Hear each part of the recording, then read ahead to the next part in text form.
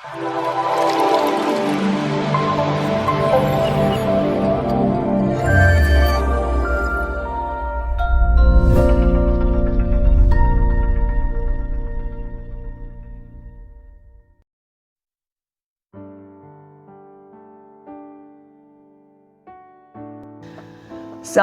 sahabat Bimas Kristen yang dikasihi oleh Tuhan. Kita berjumpa kembali dalam program Bimbingan Rohani Kristen yang diselenggarakan oleh Bimas Kristen Kementerian Agama Provinsi DKI Jakarta. Sebelumnya mari kita berdoa.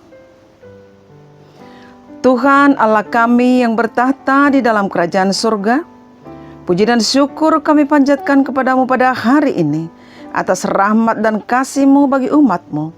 Engkau adalah Tuhan dan Juru Selamat manusia yang kekal abadi sampai selama-lamanya. Amin. Sahabat Bimas Kristen, tema kita pada hari ini adalah kasih mengubah kehidupan umat manusia. Mari kita renungkan firman Tuhan pada hari ini yang tertulis dalam 1 Korintus 13 ayat 4-7, demikian bunyinya. Kasih itu sabar, kasih itu murah hati, ia tidak cemburu, ia tidak membanggakan diri dan tidak sombong. Ia tidak melakukan yang tidak sopan dan tidak mencari keuntungan diri sendiri. Ia tidak pemarah, ia tidak menyimpan kesalahan orang lain, ia tidak bersukacita karena ketidakadilan, tetapi karena kebenaran. Ia menutupi segala sesuatu, percaya segala sesuatu, sabar, menanggung segala sesuatu. Sahabat Bimas Kristen, kita mengetahui bahwa kehidupan di dunia ini penuh dengan berbagai hal. Gejolak kehidupan mungkin yang dihadapi oleh setiap pribadi, setiap orang berbeda-beda. Terkadang kita menghadapi berbagai hal ketidakpastian. Ada kecemasan di sana, kemudian juga ada PHP ya, PHP pemberian harapan palsu begitu. Dan kemudian ada pelanggaran-pelanggaran hak asasi manusia, ada korupsi dan banyak hal yang lainnya lagi. Namun cinta kasih dapat merubah segalanya. Oleh karena apa? Hal yang tadi itu merupakan hal yang tidak sesuai dengan kebenaran firman. Namun kita diharapkan untuk memiliki cinta kasih supaya dapat merubah kehidupan kita. Nah sahabat Bimas Kristen yang dikasihi oleh Tuhan, kita mengetahui betapa besarnya pengaruh sebuah cinta, power of love. Bahwa cinta, sebuah cinta kasih itu mampu mengubah berbagai hal. Yang buruk menjadi baik. Yang benci menjadi rindu. Perang menjadi damai. Mari kita mengingat kembali perjuangan seorang Nelson Mandela. Di mana beliau adalah pejuang hak asasi manusia dengan gerakannya yang terkenal dengan tidak apartheid. Dia berjuang membela hak asasi, membela hak-hak rakyat yang dia lihat tidak sesuai dengan undang-undang yang berlaku. Hingga berujung kepada penjara sampai 29 tahun. Dia dipenjara mengalami berbagai hal. Secara tidak manusiawi, kepalanya dikencingi, bahkan disuruh meminum air seni. Namun dia tidak berputus asa. Dia berjuang terus hingga pada akhirnya dia terpilih menjadi presiden Afrika Selatan. Nah suatu saat dia pergi makan ke restoran.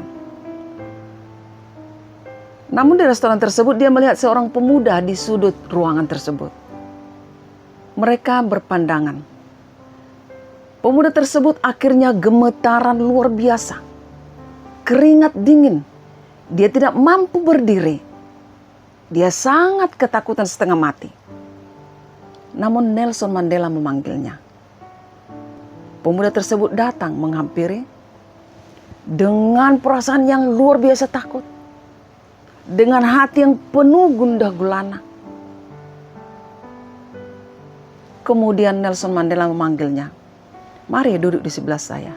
Kemudian mereka makan satu meja, duduk bersama. Siapakah pemuda itu? Pemuda itu ternyata sipir penjara tadi yang mengencingi kepalanya, yang memberikan air seni untuk diminum. Namun Nelson Mandela sama sekali tidak melihat kejahatannya pada masa yang lalu. Dia begitu luar biasa. Dia memiliki karakter yang unggul. Dia tidak melihat kejahatannya di masa lalu. Tidak mengingatnya sama sekali. Bahkan dia memberikan pengampunan. Itulah Bapak Ibu kekuatan sebuah cinta. Cinta kasih dapat mengubah segalanya. Perang menjadi damai. Benci menjadi rindu. Itulah cinta yang bernaung di dalam hati setiap insan yang mau melakukannya. Nah sahabat Bimas Kristen, apa yang hendak disampaikan oleh peristiwa ini? Bahwa Nelson Mandela sama sekali tidak mau mengingat perbuatan itu. Dan bahkan tidak mau membalas dendam. Namun, dia memberikan cinta kasih, kelemah lembutan, pengampunan. Dengan senyum, dia open mind, open heart. Dia memberikan tangannya kepada sipir tadi. Dengan memberikan kasih, perang menjadi damai. Nah mari bersama-sama kita menemukan bagaimana sebenarnya cinta kasih Tuhan yang dapat merubah kehidupan kita. Kita lihat yang pertama bahwa cinta kasih yang merupakan ciri atau inti daripada ajaran kekristenan kita. Menjadi puncak pengorbanannya di kayu salib. Yang kedua, kasihnya yang tidak terbatas itu membuka jalan bagi kita supaya kehidupan kita penuh dengan makna dan pengharapan. Dia berkata, hiduplah di dalam iman, kasih, dan pengharapan. Kemudian yang ketiga, kasih itu sebagai bentuk pengampunan. Dalam hidup ini mungkin mengalami kesalahan dan kegagalan. Siapa sih manusia yang tidak pernah salah? Tidak pernah gagal? Semua pasti pernah. Karena apa? Itu manusiawi. Itu merupakan satu hal yang wajar saja. Tetapi cinta kasih itu mengajarkan supaya kita saling melengkapi antara yang satu dengan yang lain. Kita saling menjaga, kita saling memaafkan. Berikanlah senyummu kepada temanmu yang di sebelahmu agar dia melihat betapa kasihmu di dalam kehidupan ini memberikan atau pintu menuju keterhubungan kita dengan Tuhan Allah. Yang keempat, bahwa kasih itu menjadi panggilan untuk melayani. Cinta kasih Kristus menjadi penunjuk kepada kita bahwa kita hidup di dunia ini menjadi saluran berkat bagi sesama. Kemudian yang kelima, bahwa kasih sebagai daya transformasi. Cinta kasih Tuhan memiliki kekuatan mengubah hati pikiran. Sebab orang yang hidup dalam kasih-Nya dipenuhi dengan sukacita, kebahagiaan, ketenangan, harapan, open mind, open heart. Mari hidup di dalam segala kerendahan hati. Nah dengan demikian Bapak Ibu sahabat Bimas Kristen yang dikasihi oleh Tuhan, biarlah cinta kasih Tuhan merubah hidup kita dan senantiasa memberikan dampak yang positif bagi dunia sekitar kita. Kita menjadi saksi Kristus. Di dalam kitab Mazmur dikatakan, banyaklah yang telah kau lakukan ya Tuhan Allahku, perbuatanmu yang ajaib dan maksudmu untuk kami. Tidak ada yang dapat disejajarkan dengan Engkau. Aku memberitakan dan mengatakannya, tetapi terlalu besar jumlahnya untuk dihitung. Ya, jadi demikianlah cinta kasih itu merubah segalanya. Benci menjadi rindu, perang menjadi damai. Amin, shalom Bapak Ibu. Mari sahabat religi jangan lupa like, comment, and share, dan kemudian subscribe agar channel kita ini tetap berkembang dan menjadi berkat bagi semua orang. Shalom, Tuhan memberkati. Amin.